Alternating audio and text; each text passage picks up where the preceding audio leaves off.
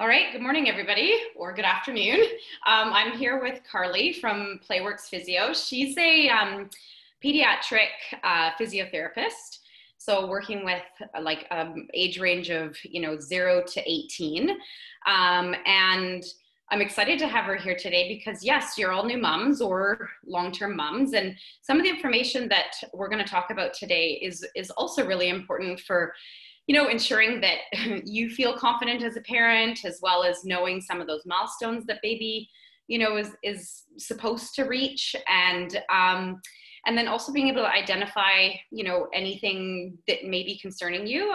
She's here to help and hopefully just steer you in the right direction to be able to even catch some of those things and maybe just ease your anxiety as well. Because I know as a new mom, I had no idea sometimes what was going on, and you always try to do the best thing, but sometimes those best things don't work out super well, baby screaming in tummy time. So she's going to talk about some alternatives to that as well.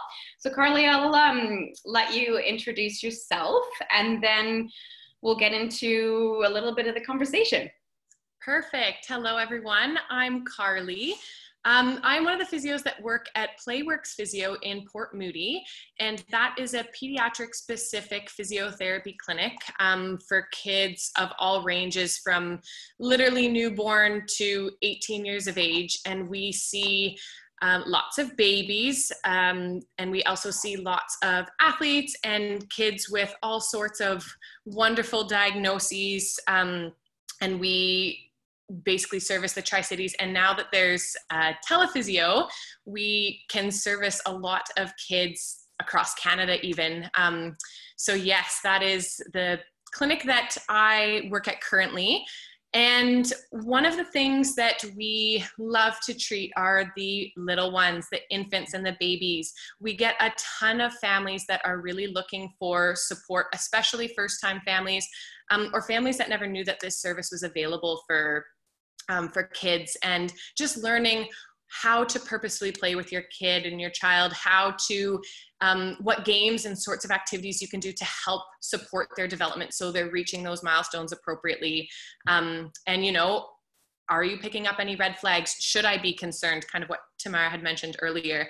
So that's a little bit of what we'll discuss today.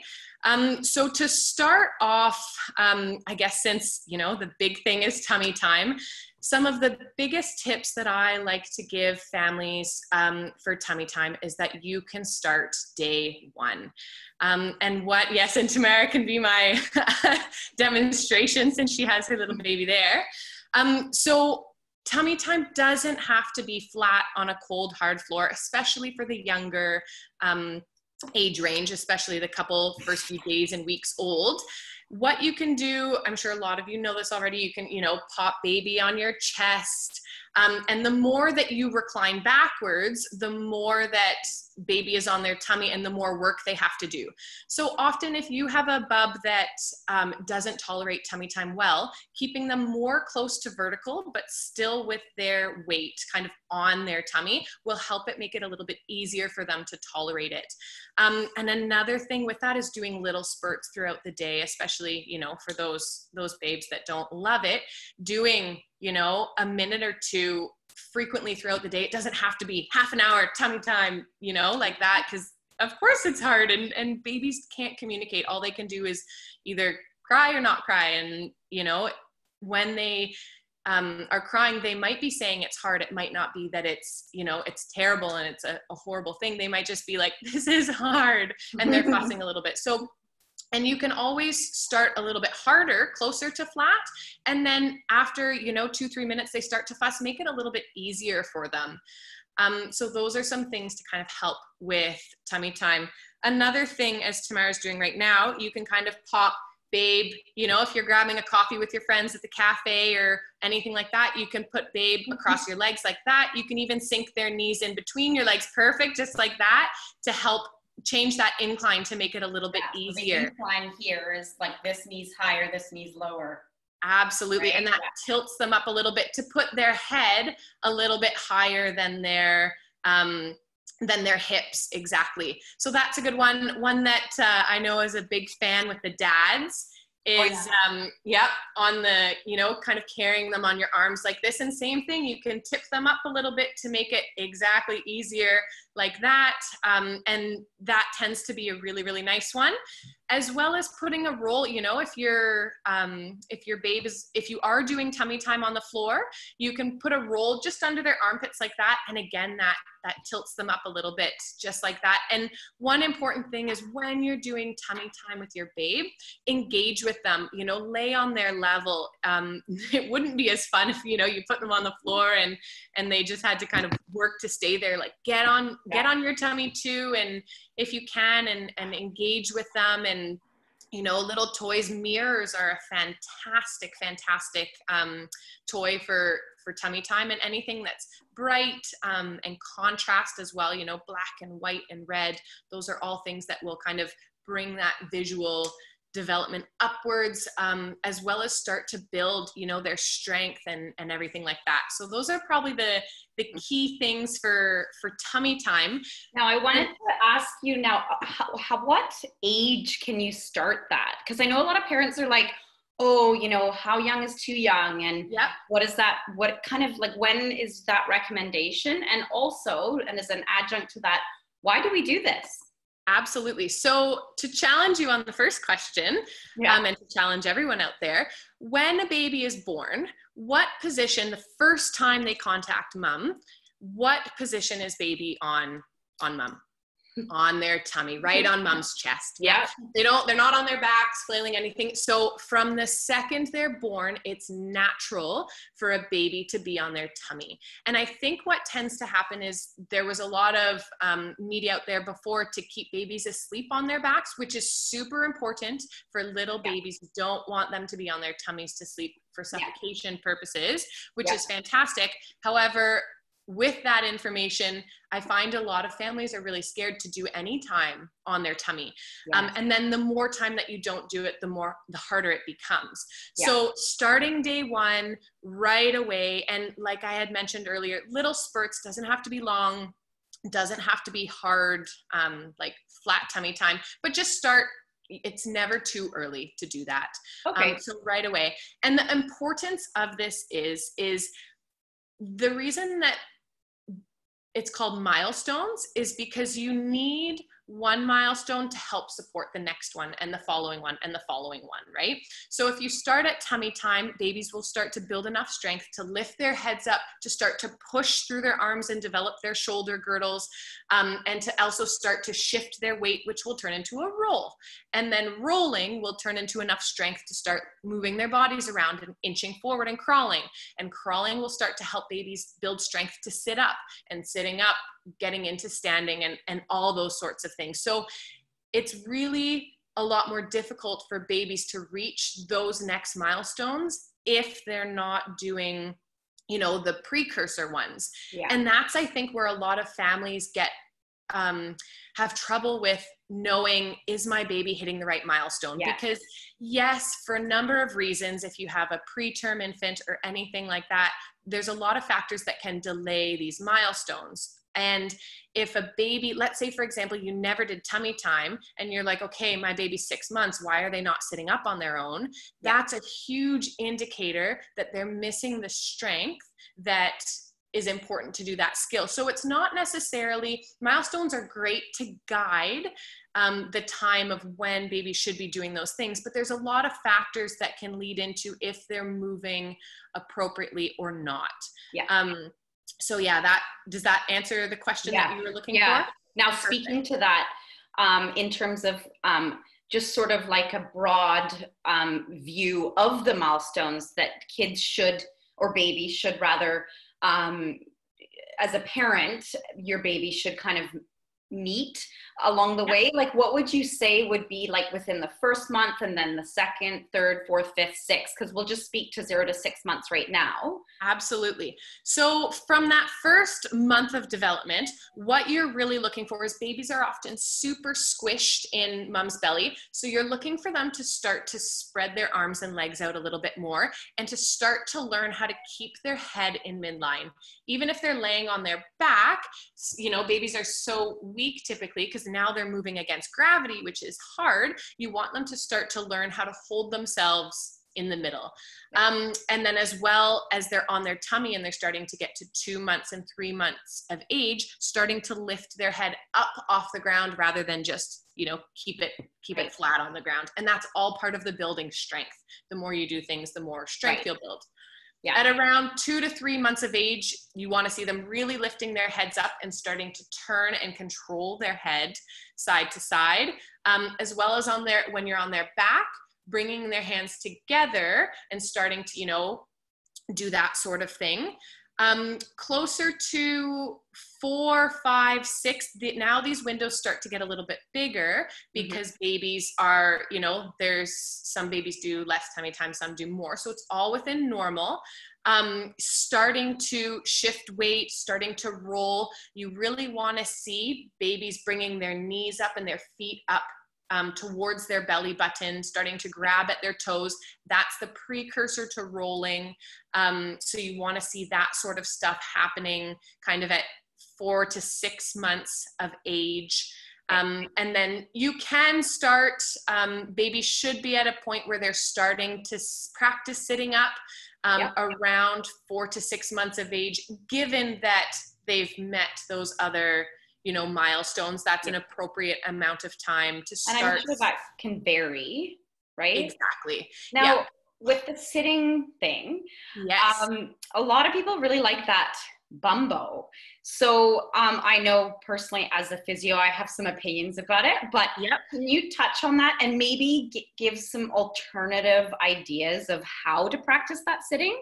Absolutely. So one of the biggest things I think we see babies for in general in clinic is transitions, getting from tummy to back, getting from lying down to sitting, getting from sitting to standing. A lot of babies have a ton of difficulty with those transitions. And with those transitions, you need a lot of rotation and trunk control.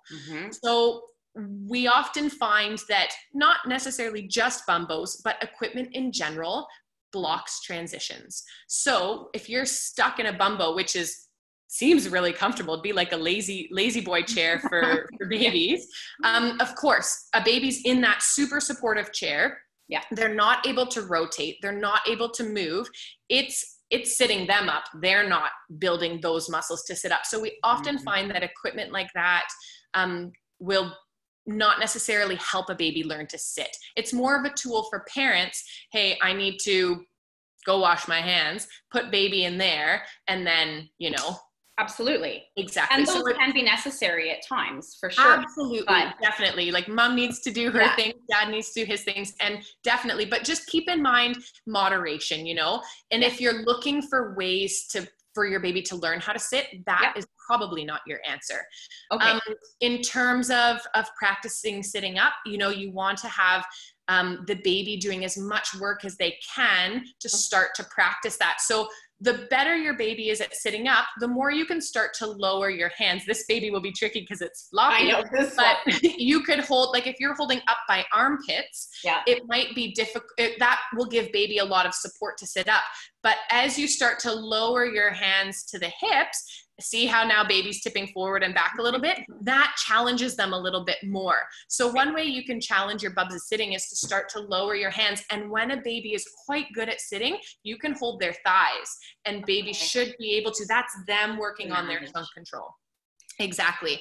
And I know what I was sort of did with my other kids was more so piling, you know, things up beside them, like almost, you know, the towel thing for tummy time, using the towels or something.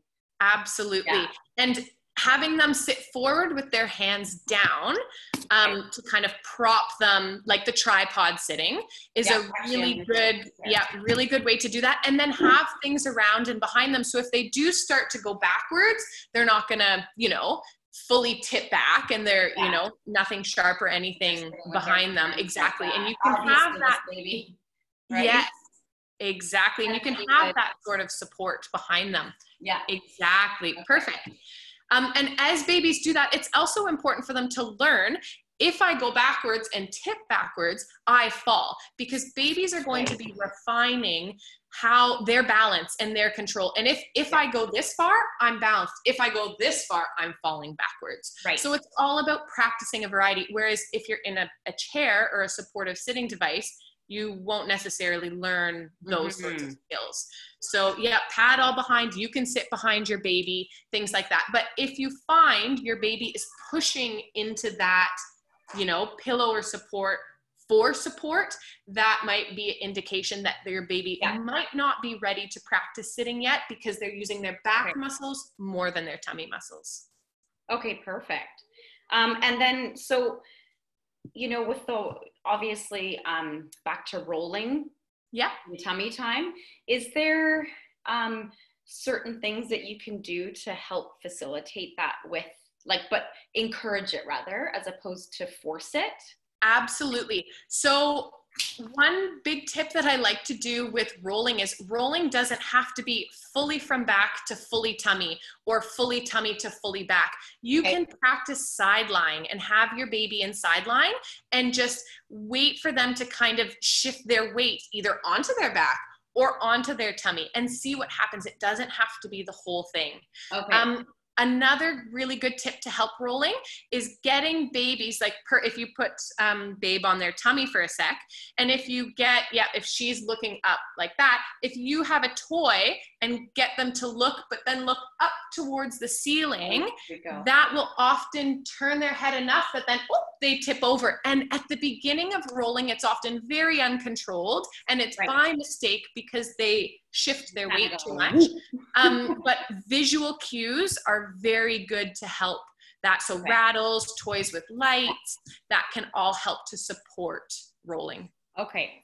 Now there's a couple things that a lot of parents are not educated about with their newborns. And I know when I worked on the maternity ward, you know, I saw them. And so, you know, can you speak to some of those things like plagiocephaly, torticollis, what those are, what you need to recognize in it, so that then you can then seek support and help?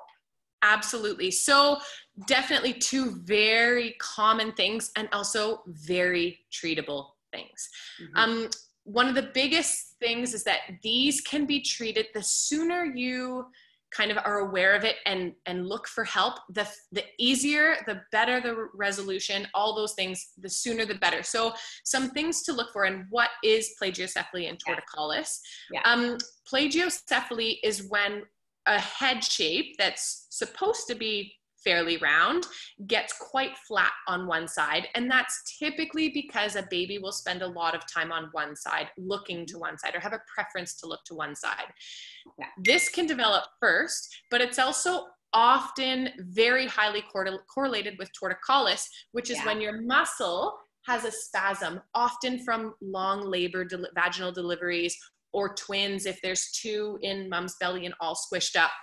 And that's where that muscle gets really tight. So baby can't look the other way. They always look this way. So some things to look for is if your baby constantly has a preference to look to one particular side, or is tipping, because this muscle has two functions. It tips and it rotates. So either of the two, if you see one ear is always close to the shoulder, or if you see them always looking one way, those can both be indications.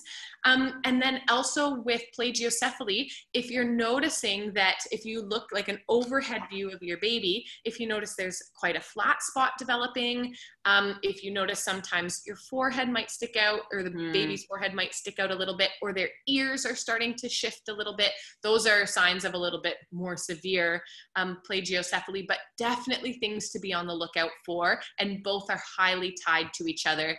And now, we see, sorry, go ahead. Can it be flat right on the back?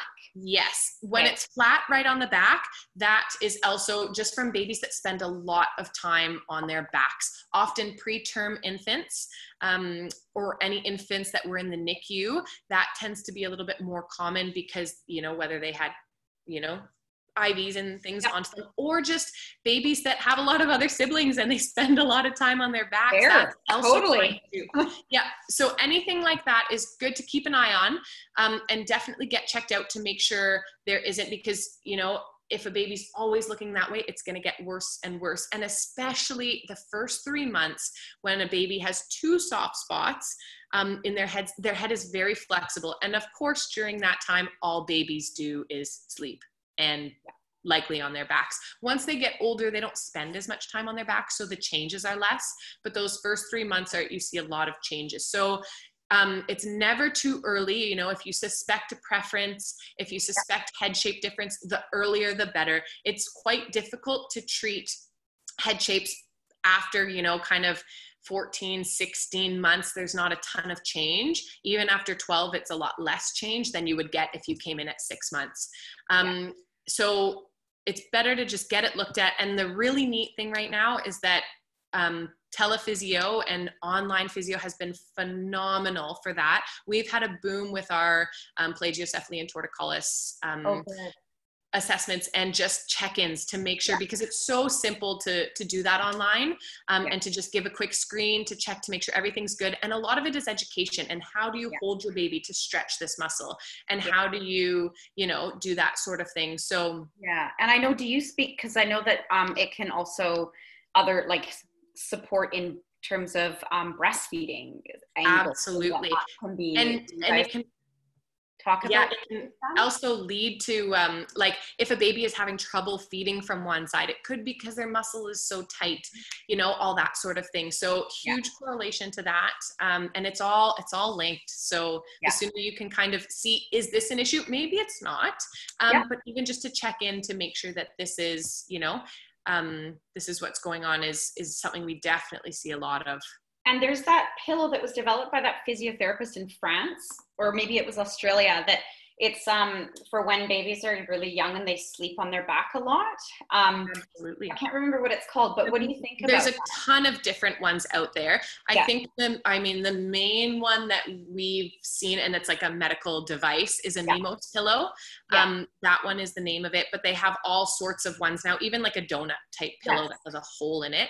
That helps keep, even babies with torticollis, helps keep their head kind of in that midline, so you don't get those pressure spots that develop. And one thing, if you see the skull shifting and changing, whether it's flat at the back or on the sides, it shows that the skull is accommodating, because there's a flat spot. The skull is making room and not putting pressure on the brain. So it's in a way a good thing, but you also, when your kid grows up and wants to bike or go skating and they have to put a helmet on, those are things that it's not just a cosmetic thing. It's those sorts of things will be affected. Your jaw works on a hinge. Not so great if your head is shifted. So your pelvic floor and boom. Wow. body training and constipation and everything. So not to dramatize it, but it's important for sure, because as we're going to speak to in another series, the kids have pelvic floor issues as well. Definitely. Right? So it's all stuff to just, and not to, exactly as Tamarah was saying, not to dramatize or scare anyone, but it's stuff that is very easily treated and also very easily avoided. And it's a lot of it is education and just being aware. And there's a lot of stuff online, as we all know.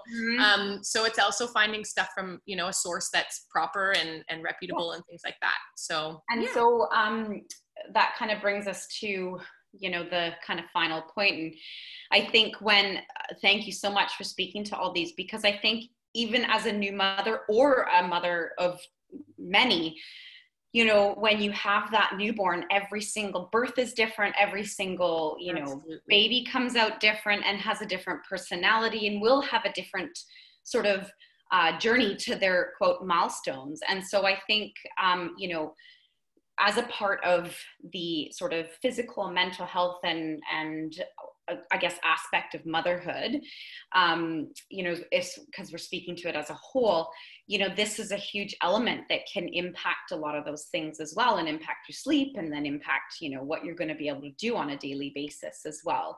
Absolutely. Right. So Absolutely. And one of my, I think the last point I would love to share is that exactly as you were saying, every baby is different and every journey and story is different. And I find a big piece of education that families love to take away from a lot of our sessions is that comparison is hard. You know, you're at the baby group and you see another 6-month-old doing X, Y, and Z, but your 6-month-old isn't, or the reverse. And a lot of the time it's just about how is the quality of your baby's movement. And that's what a physiotherapist is they are experts in movement.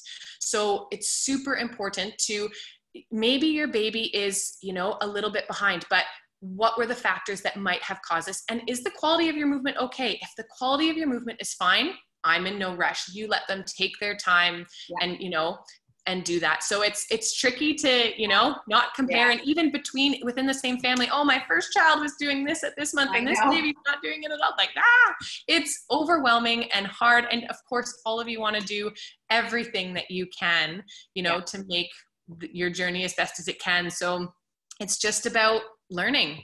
Yeah. And so, that's an awesome point, because we have to be kind to ourselves and be kind to each other, because, you know, like no kid is going to be the same. And so exactly. Nor should they be. Yeah, exactly. They're on their own person. Thank you so much, Karly, for taking time out of your busy life and day to speak to us about this, because it is so important. And, you know, early intervention for anything is important. And, you know, I think one of the things that a lot of parents don't know, because I hear it all the time, is, oh, I didn't know that there was specific physio for kids. And there is. And you know what? Kids are not the same as adults. And so it's important to, you know, work with someone like yourself if you have, you know, something going on with your baby or child. And because, you know, you guys are the specialists in that. So, and it does make a profound difference. So absolutely. No, thank you very much for, as well as taking the time to ask me these questions and to share information. And, you know, a big thing is there doesn't have to be something wrong to go and see a physio. Okay. You can just want to learn more or do better with what you already have with it doesn't have to be, oh, there's something wrong, let's go see a physio. So absolutely. You know how to find us, and and I'll link you very much. That was awesome. I'll link your details and whatnot. And you're okay with people connecting with you? Absolutely, by email, by phone. You'll have all that information posted if you want to come visit us. We're in Port Moody. But that's in BC, by the way, in the lower mainland of Vancouver, because some people will not be in Canada that are listening to this. So online works too. So okay, thanks again, Karly. Thank you, Tamarah.